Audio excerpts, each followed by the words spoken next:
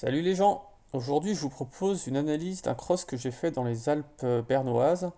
Un vol qui au final a fait 96 km, mais c'était prévu un aller-retour de 120 km.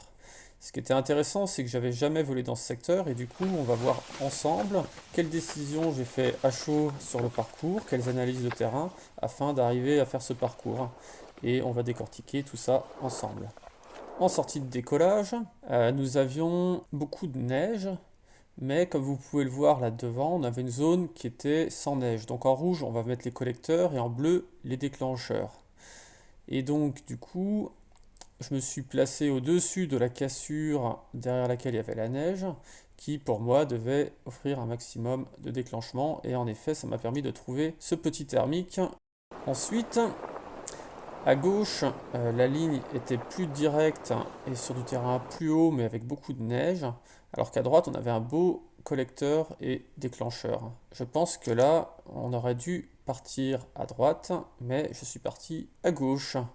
Et du coup, comme vous le voyez, on ne trouve pas grand-chose. Xavier essaye de se prendre un petit thermique, mais il n'y a vraiment rien. Et du coup, je continue directement jusqu'à la montagne suivante. La montagne suivante est beaucoup plus classique avec peu de neige, des belles faces au soleil, et donc il suffit de prospecter pour trouver.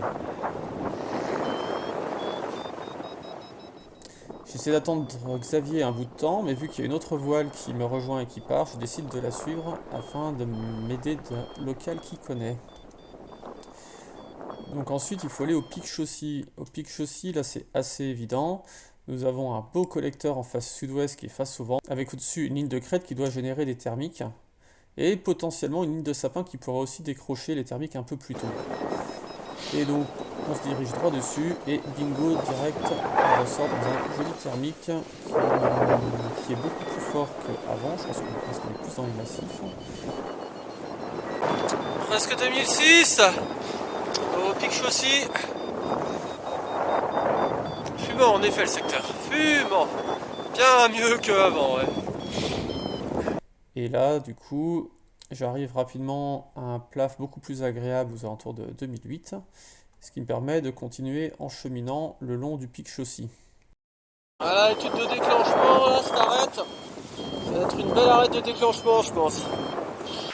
On a la vallée en dessous qui doit chauffer, et ensuite on peut remarquer qu'on a un petit couloir qui est libre, et potentiellement, donc par capillarité, on va dire, l'air devrait pouvoir arriver à suivre ce couloir et déclencher sur la première belle cassure, donc qui est un peu au-dessus, ou voire un peu plus loin, mais ça commence à faire un peu loin déjà du collecteur principal. Ensuite, en avançant jusqu'au bout, je me retrouve face à un choix à faire. Soit partir à gauche, soit contourner et passer par le col du Diableret. Donc l'avantage du Diableret, c'est que c'est beaucoup plus proche et qu'il y a une voile qui part par là-bas que je décide de suivre. Alors que si je partais à gauche, il y aura beaucoup de neige à survoler et les thermiques sont probablement tout au bout là-bas, assez loin. C'est sûrement une ligne qui doit très bien marcher l'été ou quand il n'y a pas de neige, mais à cette saison, c'est sûrement plus sage de passer par devant. En effet, en arrivant à l'angle, je chope directement un joli thermique que j'enroule jusqu'au plaf avant de m'engager sur la ligne de crête qui est évidente à suivre.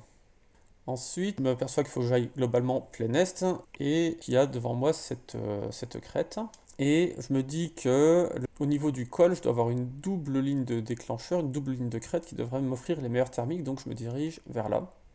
Et en l'occurrence, je ne trouve pas le thermique ici, donc je continue à suivre la crête jusqu'à trouver un joli thermique qui m'emmène bien haut et qui me permet de continuer confortablement sur le pic suivant. Étant haut, je me dirige directement en direction du sommet, où en effet je trouve un petit thermique, mais pas non plus le thermique du siècle. Et donc je prospecte un petit peu aux alentours pour pouvoir continuer toujours avec un maximum de hauteur sur un terrain que je ne connais pas. Et finalement, je trouve un thermique qui, je pense, vient d'une anse qui a plus bas, il y a une espèce de carrière, une anse pierreuse en fait, là où il y a l'arc de cercle à gauche. Et du coup, je pense que c'est là que le thermique se déclenche, parce qu'au-dessus, il y a un petit peu de neige qui sinon doit le déclencher plus tôt sans le permettre de vraiment atteindre le sommet. Et ensuite je continue, donc là on est carrément sur des faces qui sont quand même bien sud-sud-est, mais qui sont encore exposées au soleil, avec une belle ligne de crête qui doit offrir le déclenchement. Pour la suite de parcours, il faut aller sur la ligne en face, et là j'ai vraiment un très très beau collecteur qui est face au soleil avec une ligne de crête. Et donc, je n'ai pas trop de doute sur l'endroit où il faut aller. Je me dirige droit dessus, un petit peu sur le côté au plus proche. Ensuite, je longe jusqu'à trouver le meilleur thermique qui va probablement se trouver au niveau de la double ligne de crête. Dans l'angle, c'est souvent dans l'angle qu'on trouve les meilleurs thermiques. Voilà, là on peut voir la ligne de crête et l'angle qui offre le thermique qui me monte comme un fou jusqu'à 3200 mètres. Plus 3-3, pas trop mal, laminaire. Ça a fait plaisir parce qu'en bas il l'était pas. Donc là, on s'approche de la ligne qui mène tout droit au Nissan, donc qui est une belle crête, et du coup, en termes d'analyse, surtout quand on est à 3002, c'est beaucoup plus simple. On reste au-dessus du relief et on fonce tout droit. Donc là, on essaie d'augmenter la vitesse de vol en profitant du terrain, en cheminant au maximum et en s'arrêtant seulement pour enrouler quand on commence à être un petit peu plus bas, on va dire, et seulement dans les meilleurs thermiques, parmi les thermiques les plus forts de la journée.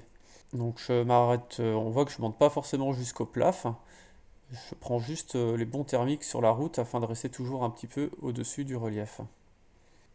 Donc là, j'essaie d'accélérer parce que je sais que le temps commence à être court et qu'il va falloir ensuite faire tout le chemin en sens inverse et qui plus est avec deux désavantages, c'est-à-dire que de 1, on va être face au vent parce qu'on a environ 10 à 15 km/h d'ouest, et de 2, le soleil tourne et donc les faces qui seront face à nous seront les faces à l'ombre, pas du tout les bonnes faces, donc il faut toujours passer la crête pour pouvoir arriver au soleil, ce qui est beaucoup plus difficile. Donc là, j'arrive enfin au Nissan, où je prends un thermique qui était pas du tout sympa. Donc là, les plafs sont quand même déjà plus bas qu'au bout de la chaîne. On prend ce qu'il y a à prendre et on pousse le barreau face au vent pour rentrer en essayant de conserver au maximum son altitude. Je croise Xavier sur le chemin du retour. Et donc là, on peut voir qu'on a différentes arêtes qui se présentent face à nous. Et du coup, les faces ouest sont déneigées et face au soleil. Et donc forcément, c'est de là que se dégagent les meilleurs thermiques. Comme quoi.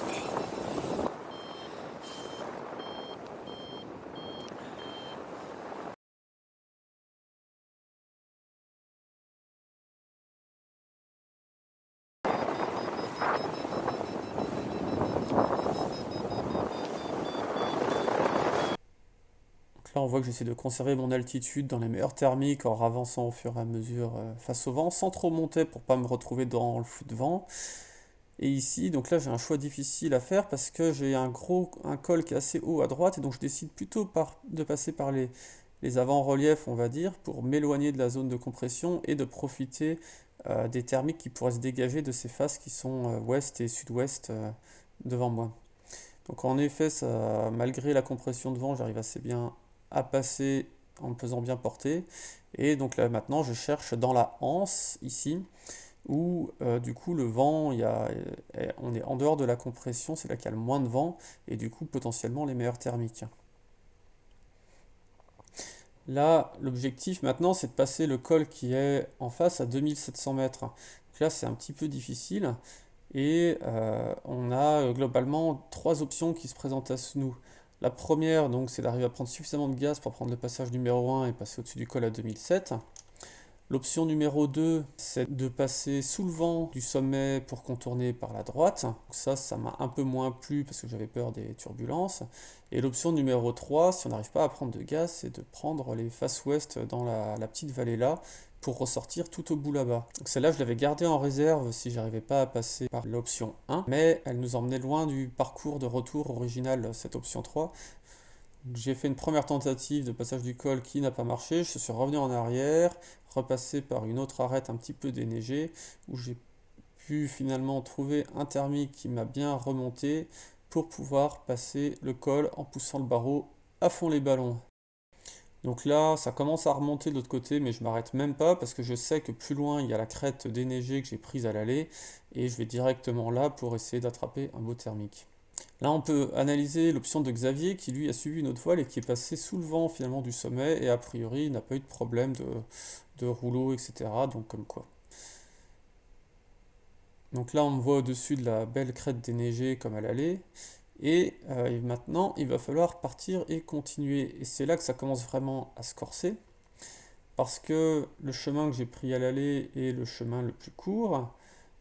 C'est un chemin à gauche qui, pareil, fait passer par un col qui est vraiment haut et qui n'est pas du tout en finesse. Et comme on peut le remarquer, la face qui est accessible avant d'arriver au col, donc qui est représentée par les petits hachurés orange, elle est plus du tout exposée au soleil et donc j'ai peur d'absolument pas trouver de thermique ici, surtout que le vent ne ramènerait pas les thermiques de la vallée dans cette direction. Et donc j'opte pour l'option 2 qui est de passer par un petit col à droite un peu plus loin mais qui est beaucoup plus bas.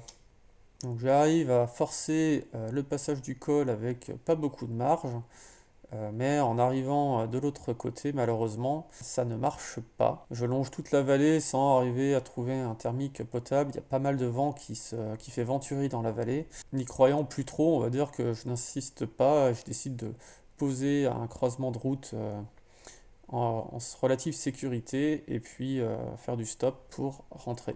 Xavier donc a pris la même option que moi un peu plus tard et un peu plus haut et les 50-100 mètres de différence ont réussi pour lui à lui offrir un meilleur rendement et qui lui a permis de sortir de la vallée et d'aller rechercher un petit appui face à la brise donc, qui arrive du nord, donc de la droite sur l'image là, mais finalement il n'est pas allé beaucoup plus loin. Donc j'espère que ça vous a plu, en tout cas c'était vraiment un super vol, une belle découverte et j'y retournerai avec grand plaisir. Allez, ciao ciao ciao!